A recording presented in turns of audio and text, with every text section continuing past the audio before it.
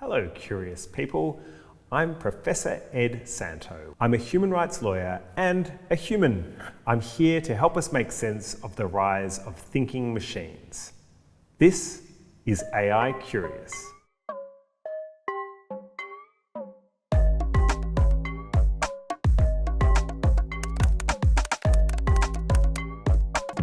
I'm going to turn now to the questions from social media from our UTS community. What is the current AI law landscape in Australia? This is a really interesting question because Australia doesn't have many or really any dedicated AI laws. Instead, we have what are known as technology neutral laws. And that means that the law applies to all technologies and no technologies. So for example, if you are applying for a home loan and the bank uses the most old-fashioned abacus and paper to make that decision, or it uses the most sophisticated form of AI and a deep neural net, regardless, the law continues to apply. So the bank cannot discriminate against you, for example, on the basis of your age or your race or your gender.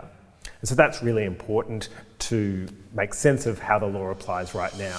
When will Australia put in place laws around AI and what will they look like?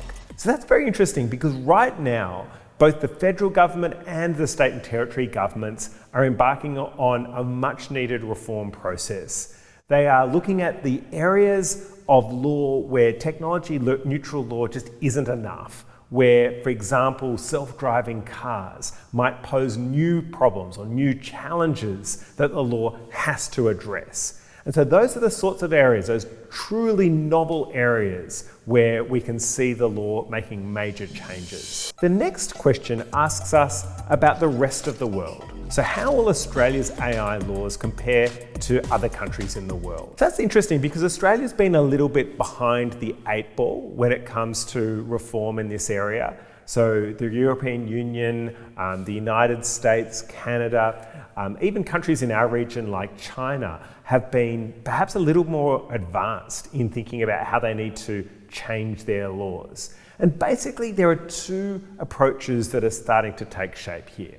You have places like the European Union that are saying, you know what, we need to regulate AI as technology. That means making laws specifically for AI. And then you have other parts of the world, places like Canada, that are a bit more like Australia, and they're saying things like, well, on the whole, we have these technology neutral laws, so what we really need to do is regulate the outcome. In other words, make sure that whatever technology you use, whatever form of AI you use, you're treating people fairly, you're making accurate decisions, and you're able to ensure that there is accountability if something goes wrong. How will the new AI laws affect the everyday person? As an everyday person, there are two ways in which AI can affect you. The first is probably the most common one, which is that you might be subject to a government decision or a decision by a company that is made using AI. Sometimes that decision is made entirely by a machine. It's entirely automatic. Sometimes there's a human decision maker, but she or he has relied on artificial intelligence to make that decision. In that situation, there are a couple of things you really want to be careful about. The first is that the decision was made in a way that is truly accountable. One of the biggest risks with AI is what we call black box decision making, which sounds a little bit scary. It basically means that the machine is making a decision in a very opaque way and no one knows how it came up with that. And that's a problem for us as individuals because we never know whether the decision was fair or reasonable or accurate or even whether it complied with the law. The second situation is where you yourself are using AI. We've all probably been playing around with generative AI applications over the last few months or maybe even years. And sometimes we're using that in our work or in our day-to-day lives, but sometimes to make significant decisions. And there you've got to be really careful that you're staying on the right side of the law. So for example, if you're working in a company or a government agency, you can't put in sensitive client information into generative AI because you might breach your legal or ethical obligations. So this is a really great question. I really like this one. Why do we need responsible AI? I love this question because there are a lot of things to be fearful about when it comes to AI. A lot of reasons why we might want to be a little bit slow to hasten, but there's also a lot to be excited about. And I guess what many people are saying to me is that they want to do the right thing when they use artificial intelligence or even when they're developing AI, and they want to know how to do that. And so that's where responsible AI comes in. It's where you bake in human rights protections to make sure that the way in which you design, develop, implement, and then oversee systems that rely on artificial intelligence you do so in accordance with people's basic human rights. And that's a discipline in itself. So it's something we're all learning quite a lot about, how you bake in those human rights protections.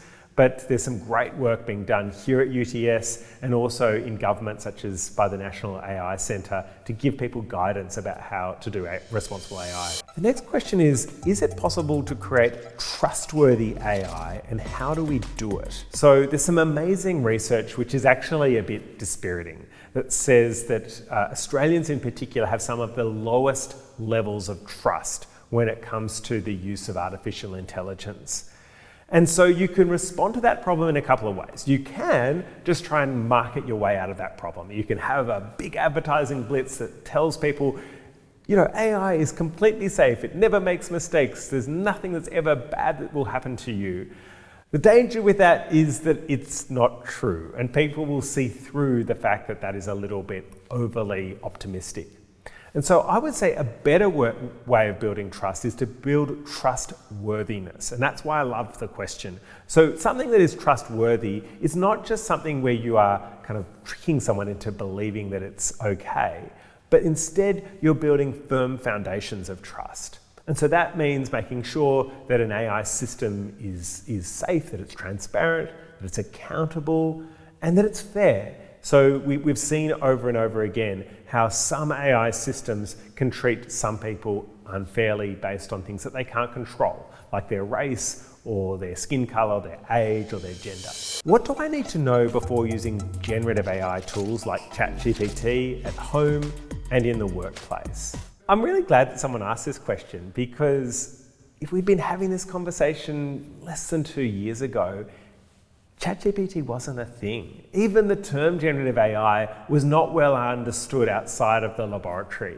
But now, people can play around with these tools. We've got students here who are doing the most amazing things using ChatGPT to solve major problems, to communicate more effectively, especially with communities who often find it very difficult to communicate with the wider world. And so when we use these tools, we need to understand a couple of things. The first is these tools are not magic. They're very impressive. They can sometimes produce truly outstanding results, but they also sometimes produce mistakes. And I like to say that we're at the Wright brothers stage of aviation when it comes to artificial intelligence. It's really impressive today, but that's because we've got no ability to look into the future and see how good it will become. It's going to get much better, and so that means that we should be a bit realistic about what we can do at these early stages. The other piece of advice that I always give people about generative AI, like ChatGPT, is to make sure that you understand that you're part of a network whenever you're using those systems. So when you put information into the chat function of ChatGPT, you're handing that information over to the organisations that run that ChatGPT. And so it's really important that you don't put super sensitive information in there that you wouldn't want to tell somebody else. What are the risks when it comes to AI and my privacy, especially with your personal information? Now that's a great question, because there's a cliche now that personal information is the new oil. And what that means is, in previous industrial revolutions, we relied on oil and coal and natural gas to really power that major societal change that we saw in earlier industrial revolutions. Now, that key thing that is driving the current fourth industrial revolution forward isn't oil, isn't some specific product, it's our personal information. And that's quite a profound idea. So what we need to do is make sure that when we are using our personal information or using somebody else's personal information when it comes to AI, we do so with proper respect for the fact that they may not wish to have their entire lives on display. And we also have really important laws like the Australian Privacy Act that says very clearly that we have to respect others' autonomy when it comes to the collection and sharing of their personal information. One person has asked, how can I use AI technologies safely and protect my personal information? How can I protect myself and my family? And that's important because when we use AI, we often think about the end product that we're engaging with. We don't think about what we are feeding it. What we find when you use particularly sophisticated forms of generative AI is that they work best when you can tell the machine quite a lot about you. The more it knows about you, the better service it can provide to you. But that actually provides a bit of a compromising situation, because you have to ask yourself the question, to what extent do I want the organisations, sometimes from the private sector, sometimes from government, knowing all of this personal information about me? And so I think what you need to do is set your own personal balance. What is the level of personal information you feel comfortable sharing with a corporation or with the government? And to what extent do you want to hold that personal information back? And so there are some real steps you can take to make sure that you're not oversharing. We all talk about that on social media, about information, particularly photos and videos that perhaps were really fun in the moment, but you think forward in time, would I be happy for, I don't know, maybe my lecturer or maybe an employer in the future to see that about me? Maybe you'd reach a different answer. And so that's why it's really important when you are using some of these technologies to think really carefully. Do I want to have that information out there in the real world, or would I rather have that information more contained and protected? What do I need to know about privacy laws so that I can use AI legally and responsibly at work? And that's interesting because our privacy laws are in a bit of flux at the moment. So the federal government has committed to making some pretty major changes to modernise our privacy legislation.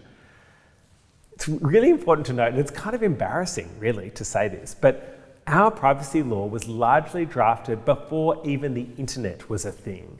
And so while we've had little updates over the last 30 years or so, on the whole, our privacy law is pretty outdated.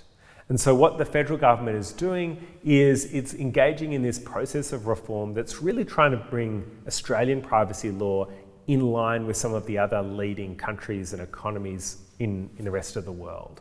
And that involves making sure that we have stricter protections about when you can hand over your personal information, but also when a company or a government might be able to hold on to your personal information beyond this very specific transaction that you've engaged in. So, for example, if a company says, we need your personal information so that we can provide you with this really important insurance product, they may need that information just for literally a moment. And then that moment has passed, they can chuck out that information. So in Europe, for example, we have this right to be forgotten. In other words, these quite strict rules to make clear that once you've used someone's personal information, you've exhausted the reason why you should be holding it in the first place, you need to chuck it out, and you can no longer rely on it to make decisions about that individual or more broadly. And so when it comes to thinking about Australian privacy law, it's really important to think, okay, these are some protections that are already in place, but on the moment, those protections are a little bit like a Swiss cheese. There are a lot of holes, there are a lot of gaps. And so until the law is modernised, then it's especially important to be vigilant about what personal information you put out there. I read today that the Security and Exchange Commission suggests that AI could cause a nearly unavoidable financial crisis. How can regulators get the best settings on AI so that this risk is effectively managed? I love this question because it recognises something quite important about our legal system and about every legal system, and that is you can dream up, people like me in fact, can dream up the best laws. We can spend hours, and honestly we do spend hours and hours and hours debating every single word and comma on the page to get the law absolutely right. But unless you have really good regulators, unless also your courts are very effective at applying and enforcing those laws are only words on a page. And so what we need to see as time goes on is our regulators become better at enforcing our existing laws, those technology neutral laws that apply to all technologies and none, and also better at applying those new laws that we know are coming towards us, like advanced privacy protections, new laws dealing with copyright and so on. Well, that was all of today's questions. Till next time, stay curious.